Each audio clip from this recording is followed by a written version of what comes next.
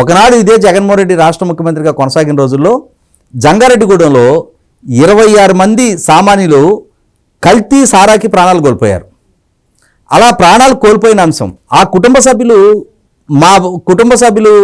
సారా తాగటం వల్ల, నాడు సారా సేవించడం వల్ల ఈ మరణాలు సంభవించినాయని చెప్తా ఉన్నారు. కానీ జగన్మోహన్ రెడ్డి గారు 26 మరణాల్లో ఒక్కదాన్ని కూడా అడ్మిట్ కాకుండా అసెంబ్లీ వేదికగా అవన్నీ సహజ మరణాలు, అసలు రాష్ట్రంలో కల్తీ సారా, నాటు సారా అనేది తయారీ లేదు, సరఫరా లేదు. ఒక పక్క ఎక్సైజ్ డిపార్ట్మెంటు వాళ్ళ మంత్లీ రిపోర్ట్స్లో ఈ నెల ఇన్ని లక్షల లీటర్ల బెల్లం ఓటం ధ్వంసం చేశాం, ఇంతమంది మీద నాటు సారా తయారు చేస్తున్నందుకు కేసులు నమోదు చేస్తున్నామని చెప్పనేమో వాళ్ళ రికార్డ్స్లో మెన్షన్ చేస్తూ ఉన్నారు. కానీ జగన్మోహన్ రెడ్డి గారు మాత్రం నిండు అసెంబ్లీ వేదికగా అసలు రాష్ట్రంలో నాటు సారా మరణాలే చోటు చేసుకెళ్ళదని చెప్పని నిండు అసెంబ్లీని తప్పుదో పట్టించారు. తప్పుడు సమాచారాన్ని అసెంబ్లీకి ఇచ్చారు ఆయన.